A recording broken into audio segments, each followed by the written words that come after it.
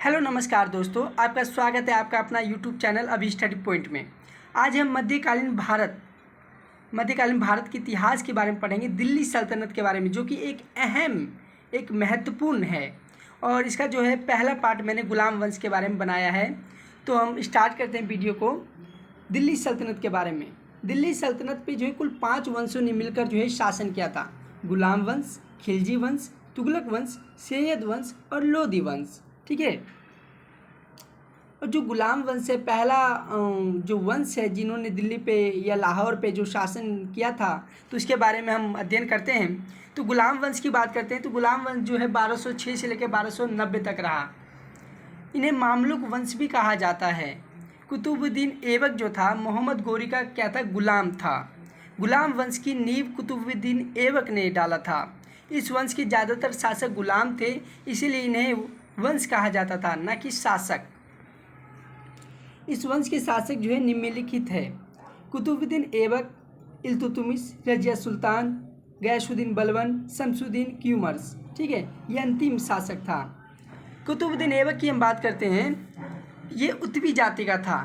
अन्य नाम जो था इसका हातिम ताई, लाख बख्श और कुरान खां था। गुलाम वंश की नींव 24 जून 1206 को रखी थी। दिल्ली सल्तनत का ये दिल्ली का जो है पहला सुल्तान बना था। ये गुरु, इनका जो गुरु जो था सूफी संत ख्वाजा कुतुबुद्दीन बख्तियार काकी था। इन्हीं की याद में कुतुब मीनार की जो है नींव रखी थी, ये बनवाया था। कुतुबुद्दीन ऐबक का प्रमुख योगदान जो था दिल्ली सल्तनत की स्थापना करने में। ये दानवीर और उदार होने के कारण इसे जो है लाख बख्श कहा जाता था। लाख बख्श कहा जाता था, यानी कि लाखों का दान देने वाला। साहित्यिक और कला का संरक्षक था। राजसव, इन्होंने राजसव प्रथा चालू करवाया था। फ़र्रुख मुतार एवं हसन निजामी उसके दरबार के प्रसिद्ध विद्वान थे। तारिक ए मुबारक शाही और ताज उल मासिर की इन्होंने रचना की थी। स्थापत्य कला की बात करते हैं तो दिल्ली में 2 मस्जिदों का इन्होंने निर्माण करवाया था। कुव्वत उल इस्लाम, इन्होंने क्या किया, कुव्वत उल इस्लाम को जब बनवाए थे इन्होंने, तो 27 जैन मंदिर को इन्होंने तुड़वा दिया था। 2.5 दिन का झोपड़ा, ये अजमेर में है और ऐसा माना जाता है कि इसको 2.5 दिन में बनाकर जो है तैयार किया गया था, इसलिए इसे 2.5 दिन का झोपड़ा भी कहा जाता है। और इन्होंने कुतुब मीनार की भी नींव डाली थी। उपाधि इनकी जो थी मलिक एवं सिपह सलार था। ठीक है, सिपह सलार। तुर्की राज्य का संस्थापक माना जाता है। ये राजधानी था इनका लाहौर। मृत्यु 1210 में चौगान या पोलो खेलते समय जो है इनकी मृत्यु हो गई थी। इनका पुत्र जो था आराम शाह अयोग्य शासक था, मतलब इतना योग्य शासक नहीं था। 8 महीने तक ही शासन किया, उसके बाद जो है इल्तुतमिश आ गए, इनको मरवा दिया था। दामाद इल्तुतमिश था। कुतुबुद्दीन ऐबक का मकबरा जो है वो लाहौर में है। इल्तुतमिश की बात करते हैं, असली नाम था इसका अल्तमस। ठीक है, इलवरी जाति का था। ऐबक ने 1 लाख जीतल में खरीदा था इसको। दिल्ली सल्तनत का वास्तविक संस्थापक माना जाता है ये। इनके गुरु जो थे ख्वाजा मोइनुद्दीन चिश्ती था। इनकी पुत्री रजिया सुल्तान थी। ये देखिए, अमीरुल उमरा गोखरों के विरुद्ध जो है इल्तुतमिश की कार्यकुशलता से प्रभावित होकर इन्हें पद प्राप्त हुआ। अमीरुल उमरा, ये मोहम्मद गोरी ने इनको दिया था ये पद। इल्तुतमिश ने कुल्वी तथा मुइजी विद्रोह का दमन किया। 1210 में इल्तुतमिश ने सेनापति अमीद अली इस्माइल की अनुमति से आराम शाह को मरवा दिया। 1210 में दिल्ली में ऐबक वंश की जगह इलवरी वंश की नींव रखा गया। तो ध्यान रखिएगा, 1210 में आराम शाह को मरवा देता है कौन, इल्तुतमिश, उसकी जगह पे इलवरी वंश की नींव रखी जाती है। आर्थिक कार्य में इन्होंने क्या किया, दिल्ली सल्तनत का महत्वपूर्ण अंग था। दिल्ली सल्तनत का कुछ महत्वपूर्ण अंग था, जैसे इक्ता, सेना, मुद्रा प्रणाली। ठीक है, इन्होंने टकसाल की स्थापना किया। चांदी का जो टका था 175 इकाई यन था और तांबे की जीतल था। इक्ता व्यवस्था में धन के स्थान पर वेतन के रूप में भूमि प्रदान किया गया। ये पूछता है कि इक्ता व्यवस्था क्या है, तो धन के स्थान पर वेतन के रूप में भूमि प्रदान किया गया। प्रशासनिक व्यवस्था में इन्होंने क्या किया, तुर्कान ए चहलगानी या चरगान की स्थापना किया। इनके कुछ सरदार जो थे जो इनके विरोध में रहते थे, इसीलिए इन्होंने कुछ शक्तिशाली तुर्कों की 40 ग्रुपों का एक समूह बनाया और जिसे तुर्कान ए चहलगानी कहा गया। शिल्प निर्माण कार्य में गुम्बद निर्माण का पिता कहा जाता है। इन्हें क्या कहा जाता है? गुम्बद निर्माण का पिता कहा जाता है। भारत में सबसे पहला मकबरा बनाने का श्रेय जो है इल्तुतमिश को ही जाता है। कुतुब मीनार को पूरा बनवाया था इन्होंने 1231 से 32 में। बंदायूं में हौज शमसी और सम्मी ईदगाह का निर्माण भी इन्होंने करवाया था। नागौर राजस्थान में है। 1203 में अतारिकीन का विशाल दरवाज़ा बनाया था अपने गुरु की याद में, जो कि कौन थे इनके? मोहिउद्दीन चिश्ती थे। तो गुरु की याद में अजमेर में एक दरगाह का भी निर्माण करवाया था। इन्होंने अपनी राजधानी लाहौर से स्थानांतरित करके दिल्ली बनाया था, जबकि कुतुबुद्दीन ऐबक ने लाहौर था इनका और इल्तुतमिश का दिल्ली था।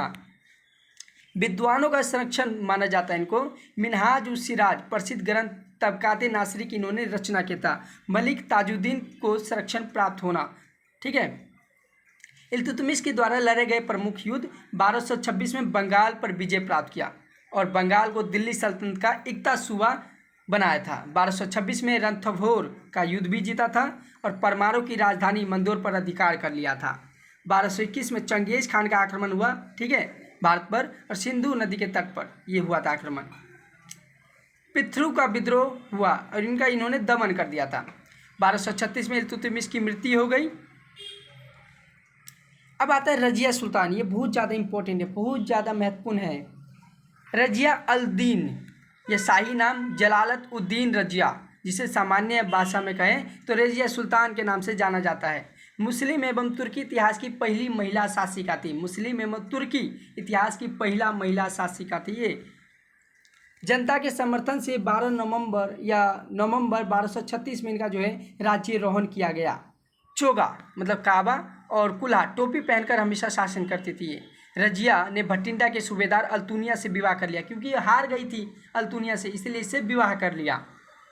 मृत्यु 13 अक्टूबर 1240 को डाकुओं ने कैथल, हरियाणा में जो कि कैथल है, वहाँ पे इसका वध कर दिया। उपाधि रजिया ने अपने सिक्के पर उमदत अल निशवाह की उपाधि इन्होंने धारण किया था। अब गयासुद्दीन बलबन, ये मैं बात करूंगा दिल्ली सल्तनत का सबसे जो महत्वपूर्ण शासक था, ये गयासुद्दीन बलबन था। गयासुद्दीन बलबन की बात करते हैं तो बलबनी वंश की नींव रखी। अब क्योंकि इलवरी वंश का जो समाप्ति हो गया, अब आया कौन? बलबनी वंश की नींव रख दिया। वास्तविक इनका नाम था बहाउद्दीन बलबन था। जाति था इलवरी तुर्क। इल्तुतमिश का ये गुलाम था। 1232 में ख्वाजा जमालुद्दीन बसरी इन्हें दिल्ली लाए थे 1232 में। उपाधि थी इनकी जिल्ले इलाही, मतलब जिले का मतलब क्या होता है? ईश्वर की परछाई। जिले इलाही चालीसा का प्रभाव इन्होंने ख़त्म कर दिया। जो तुर्कान चहलगानी इन्होंने बनाया था, इल्तुतमिश ने इसको समाप्त कर दिया। इल्तुतमिश के परिवार को मरवा दिया। पहला सुल्तान था जिसने राजतत्व सिद्धांत का प्रतिपादन किया, मतलब भगवान पे विश्वास करते थे। ये ऐसा मानते थे ईश्वर की परछाई है ये। शक्ति, प्रतिष्ठा, न्याय पर आधारित है इनका शासन व्यवस्था। बलबन के द्वारा प्रचलित नियम, या बलबन के द्वारा कहें कि कुछ नियम को इन्होंने अपनाया था। लोह एवं रक्त की नीति, ये सबसे महत्वपूर्ण है और क्वेश्चन में एग्जामों में कई बार पूछा गया, ध्यान रखिएगा। लोह एवं रक्त की नीति इन्होंने अपनाई थी। दरबार में ईरानी प्रथा जो था सिजदा एवं पैबोस की इन्होंने प्रारंभ किया था, प्रथा का इन्होंने शुरुआत किया था। फारसी त्यौहार जो है नौरोज प्रथा का भी इन्होंने क्या किया? शुरुआत करवाया था। प्रशासनिक कार्य की बात करते हैं तो दीवाने अर्ज, ये सैन्य विभाग की स्थापना किया और दीवाने बिजारत की भी इन्होंने स्थापना करवाया था। उसके समय की कवि की बात करते हैं तो अमीर खुसरो, जिसे तूतीय हिंद कहा जाता है, उपाधि। अमीर हसन कवि ज्योतिष था। मौलाना हमूद्दीन मुतरी चिकित्सक थे, ठीक है।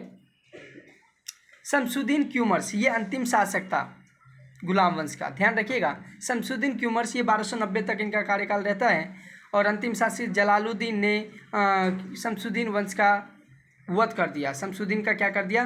वध कर डाला, मार डाला। इसके पश्चात खिलजी वंश की नींव पड़ी। जलालुद्दीन, जो कि अगले हम वीडियो में पढ़ेंगे, इन्होंने खिलजी वंश की नींव डाला था जलालुद्दीन ने, तो अगले वीडियो में पढ़ेंगे। आज हमारा जो है ये केवल गुलाम वंश के बारे में था। अगर आपको हमारा वीडियो अच्छा लगा हो तो वीडियो को लाइक, शेयर, सब्सक्राइब जरूर कर दीजिएगा। धन्यवाद।